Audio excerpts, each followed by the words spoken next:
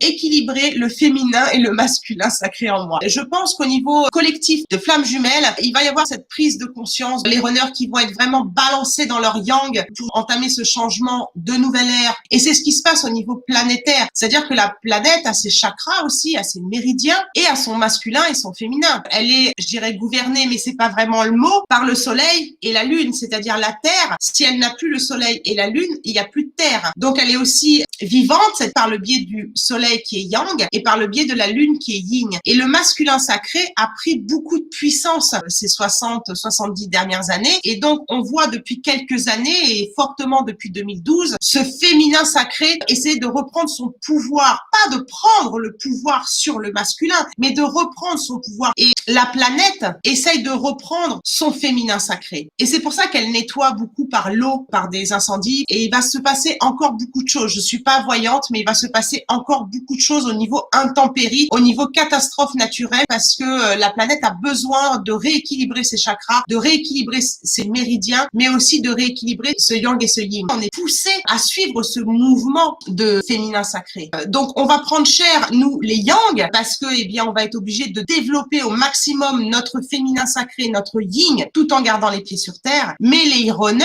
qui sont déjà de polarité yin, qui sont déjà donc très féminin sacré, le runner qui est donc yin, qui a ce féminin sacré déjà très ancré en lui, en polarité très dominante, ne sait pas forcément s'en servir.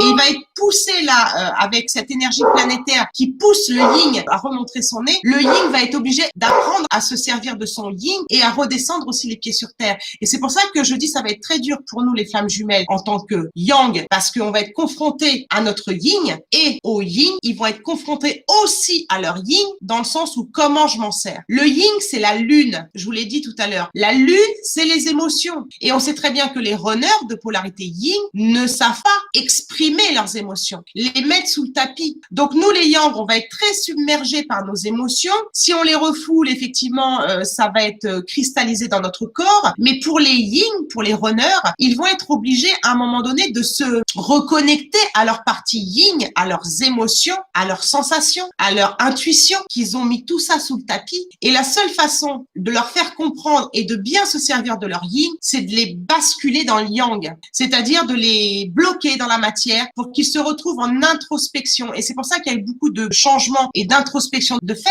grâce au confinement. C'était le côté positif. Il y a toujours du positif et du négatif dans la vie. Donc le confinement avait des côtés très négatifs, mais avait ce côté positif de mettre les gens en introspection pour qu'ils écoutent leurs besoins, pour qu'ils aient leur propre discernement. Et donc c'est ce qui s'est passé déjà chez certains runners qui ont vu tout basculer et qui se sont retrouvés dans une minoire de l'âme parce que dans le matériel, on leur demande aussi d'équilibrer leur yin et leur yang. Alors Stéphanie qui est yin, elle, son matériel, elle s'est dit c'est bon, moi, ça ne correspond plus à mes besoins, je change de matériel et j'y vais. Et elle a compris avant la catastrophe. Pour ceux qui ne le comprennent pas, eh bien, ça va frapper fort.